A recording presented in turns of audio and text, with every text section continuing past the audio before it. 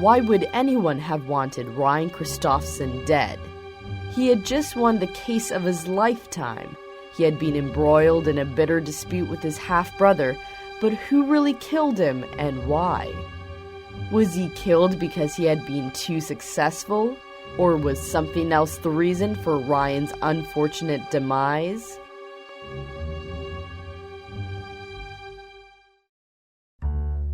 Okay, so it's time for us to delve into this particular crime called the Lawyer's Lounge. And it seems to be celebration time. Everybody's celebrating something, and it's the end of the law term. So what we have here is a lounge that is crowded to capacity with lawyers from all across the city, and champagne is flowing freely. There are all kinds of lawyers present today. There are trial attorneys, litigation lawyers, solicitors, barristers, and even legal assistants. And in addition to these, there are several young law clerks present. Even a few judges have stopped by. So you see, it's a really huge celebration to celebrate the end of the term for the lawyers for this particular year. Some lawyers are standing around in small groups chatting quietly, and others are filling their glasses and plates at the overloaded buffet tables. I guess lawyers love to eat and drink.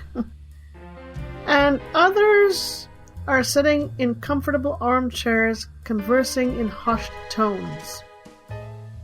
Others, on the other hand, are simply circulating, just trying to catch the eyes and ears of others and just generally socializing.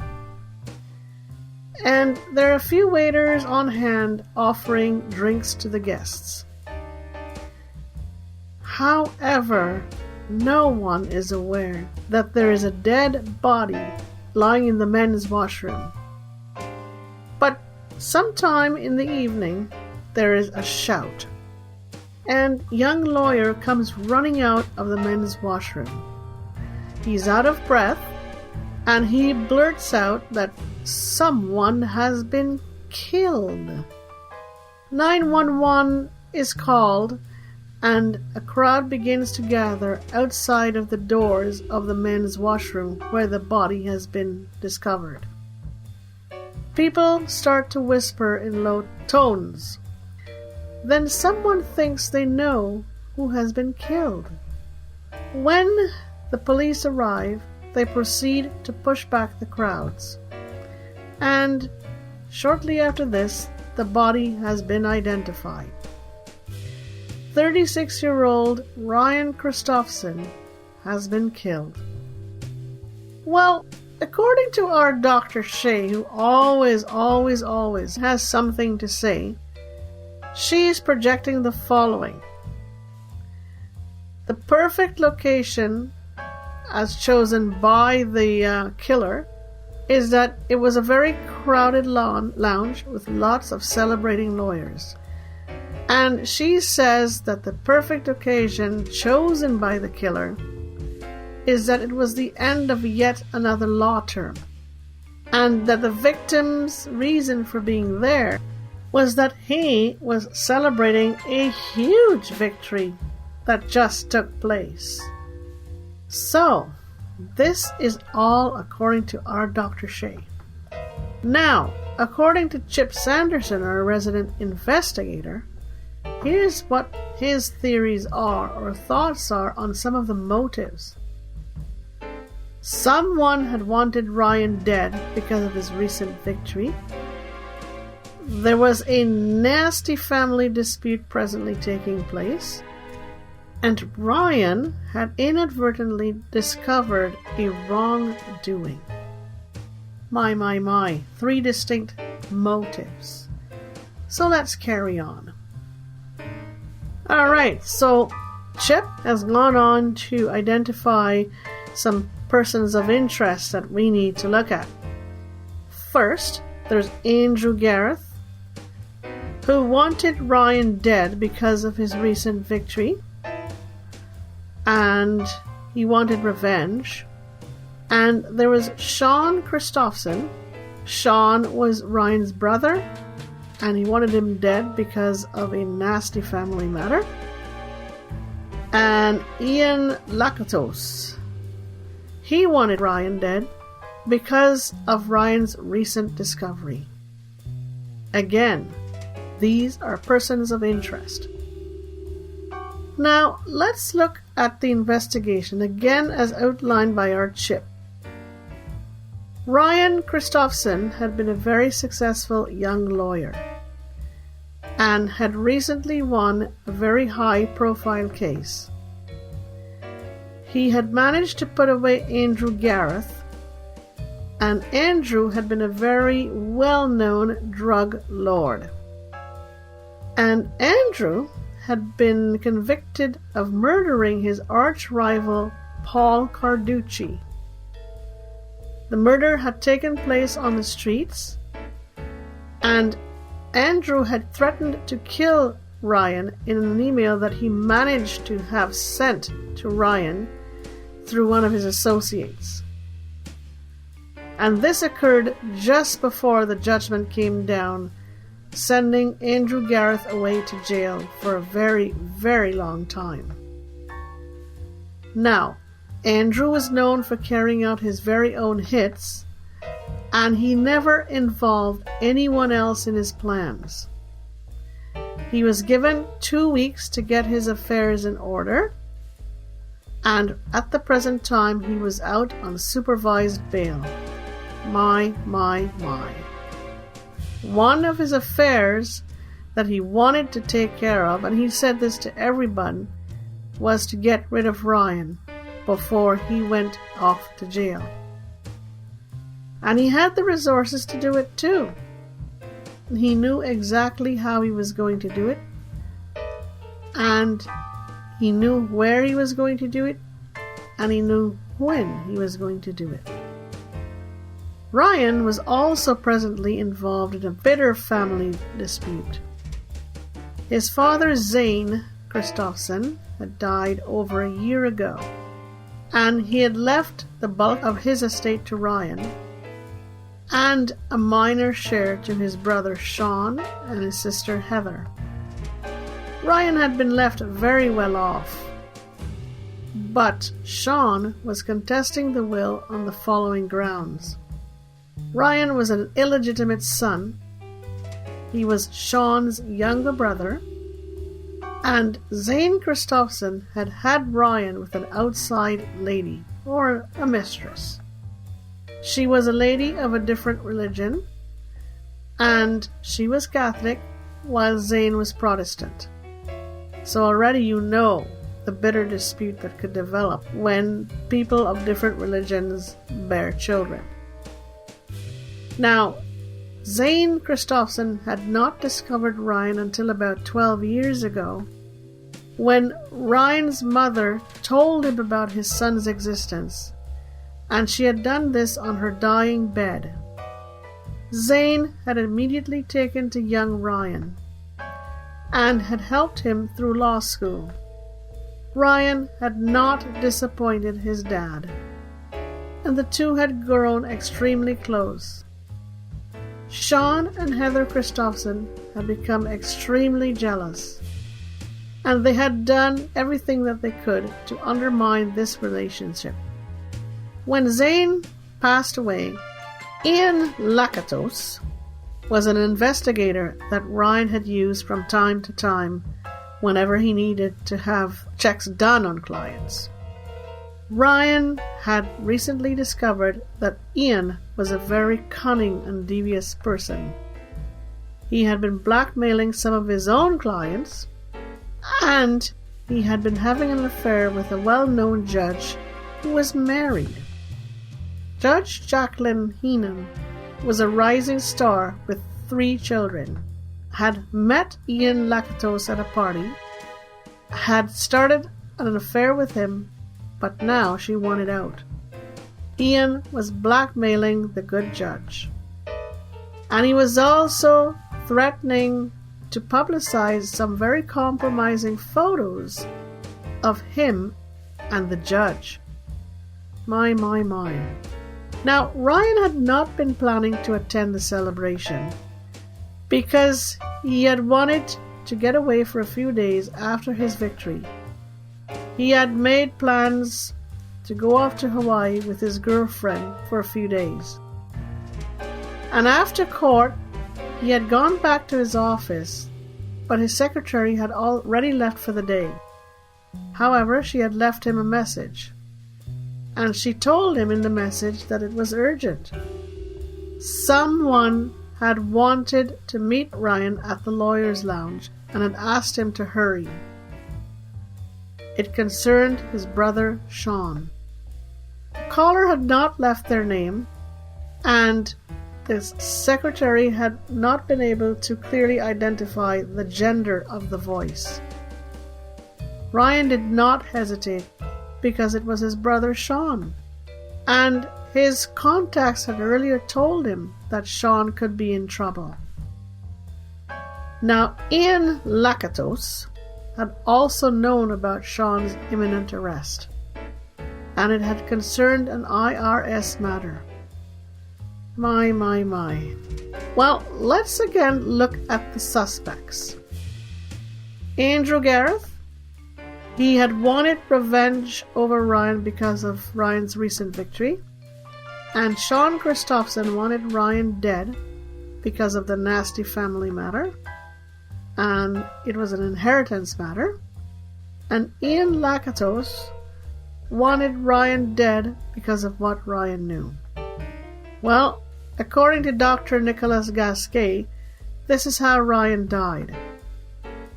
Ryan Christoffson had been stabbed in the stomach. He had sustained some defensive wounds at the back of his hands, and he had sustained a knife wound to his chin. The stomach wound was the one that did him in. That was the fatal wound, and he had bled to death.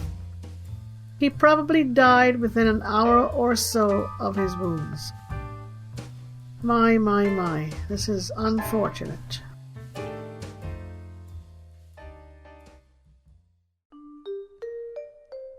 Let's go now and tell you how we think it was done. The method used by the murderer was extremely simple. They had left a message for Ryan to meet them in the men's washroom.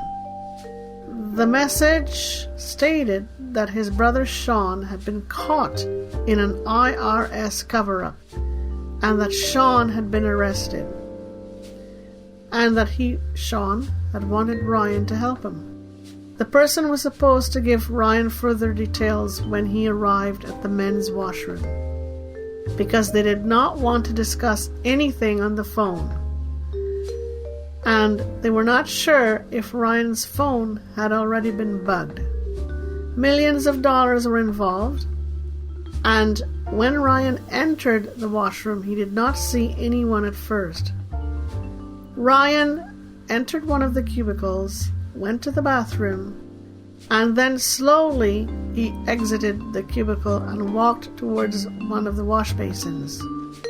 He washed his hands, and as he turned to leave, someone confronted him with a knife.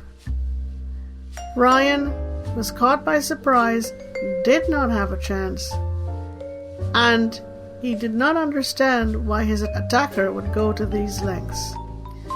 Ryan put up a brave fight, inflicting some minor injuries on his assailant, but in the end, the murderer had won out.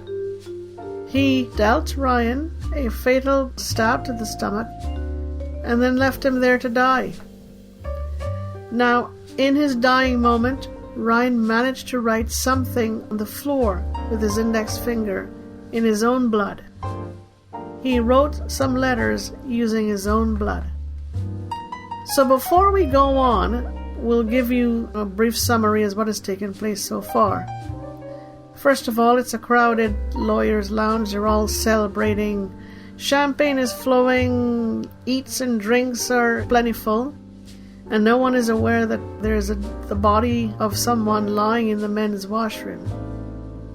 When it's finally discovered, they realize it is that of Ryan Christoffson, a young lawyer who has just had a success in a high-profile case where he's put away a very well-known drug lord.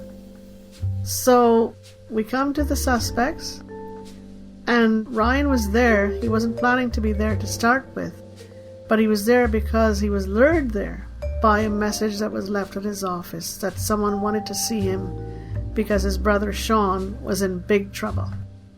So the suspects, you have Andrew Gareth, who Ryan had recently won a case over, sending Andrew Gareth, a well-known drug lord, to jail. And he wanted revenge over Ryan because of Ryan's recent victory. He had promised to kill Ryan before going off to jail. And Sean Christoffson, who wanted Ryan dead. Sean was Ryan's brother, but they were presently engaged in a huge family matter of inheritance worth millions of dollars. And Ian Lakatos, he was an investigator that Ryan used to use for his own cases. Ryan had recently discovered something very seedy about Ian. Ian had been having an affair with a married judge, and she wanted to break it off, and Ian was blackmailing her with pictures that he was threatening to publicize. So there you have it, and now we're going to turn things over to our young guy, Alex Kirchhoff, who is going to leave you with some very important questions that we think will help you to solve this mystery. So now let's give a listen to what young Alex has to say. Who could have had the strongest motive? Who could have left that message? Who could have known about Sean's problems with the IRS? What could Ryan have written with his bloody finger? Why would Ryan have been surprised by his attacker's identity? All right, let's take a look at some more revelations for you. Sean Christoffson had millions to lose if Ryan stayed alive. And now he needed money to bail himself out of IRS troubles. Andrew Gareth simply wanted revenge, and Ian wanted to cover up his own misdeeds. And he needed to kill the one who knew what he was up to. That one being Ryan Christoffson. Anyone could have left the message. Sean himself knew about his own problems, and Ian also knew about those problems. Ryan was surely surprised when he came face to face with his attackers.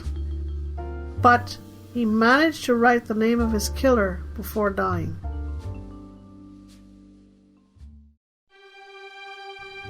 So folks, who do you think did it? Who do you think had the strongest of motives to have wanted to do it? And who had the chance to do it? Well, Sean Christoffson did it.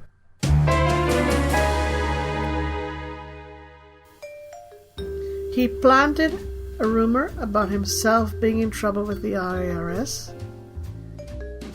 He made sure that Ian Lakatos heard of the rumor.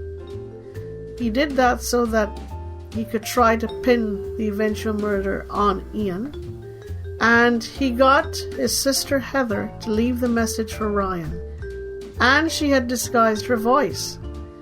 However, Heather never knew what Sean had planned to do. She thought it was just another dirty trick on the part of her brother.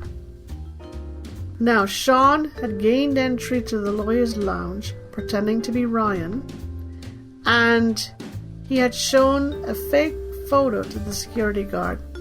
Both brothers looked much alike, and when Ryan showed his ID to the security guard, it was not the same security guard, so he got let in as well. So they both showed their IDs to different security guards. that was another stroke of luck for Sean. And Sean had managed to distract the original security guard by sending him out to check on his car, and he had planned everything extremely well. I mean, although he counted on different security guards, his backup plan to distract the other security guard, the one who looked at his ID, was that backup plan. So there you have it. Sean Christoffson did the deed. Ryan Christoffson was dead. There you have it, folks. Another episode for us, The Lawyer's Lounge. We hope you enjoyed it as much as we enjoyed bringing it to you. We wish you a very good rest of the week, and we look forward to seeing you next week. You guys take care, and we'll see you then. Bye-bye.